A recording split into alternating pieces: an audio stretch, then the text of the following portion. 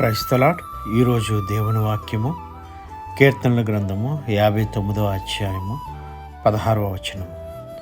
నీవు నాకు ఎత్తైన కోటగా ఉన్నావు, ఆపద్దినమున నాకు ఆశ్రయముగా ఉన్నావు. నీ బలమును గూర్చి నేను కీర్తించెదను, ఉదయమున నీ కృపను గూర్చి ఉత్సాహగానము చేసేదను. ఈ ఉదయకాల సమయాన దేవుడు మనందరితో మాట్లాడుతున్న మాట, ప్రియ విశ్వాసి, నువ్వు ఆపదలో ఉంటే నువ్వు మనుషులను ఆశ్రయించకుండా దేవుని ఆశ్రయించినప్పుడు ఆయన నీకు ఎత్తైన కోటగా ఉండి నీకు ఆశ్రయముగా ఉండి ఆయన బలాన్ని నీ పట్ల చూపించి నీవు కీర్తించేలాగా నీ ఉదయమున ఆయన కృపను గూర్చి నీవు ఉత్సాహగానము చేసేలా చేస్తానని వాగ్దానం చేస్తూ ఉన్నాడు. ప్రార్థన.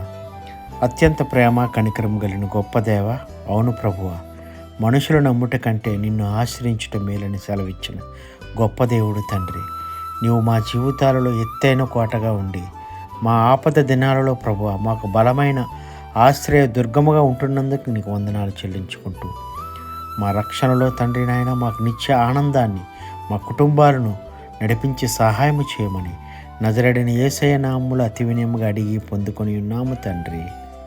Amen. God bless you all.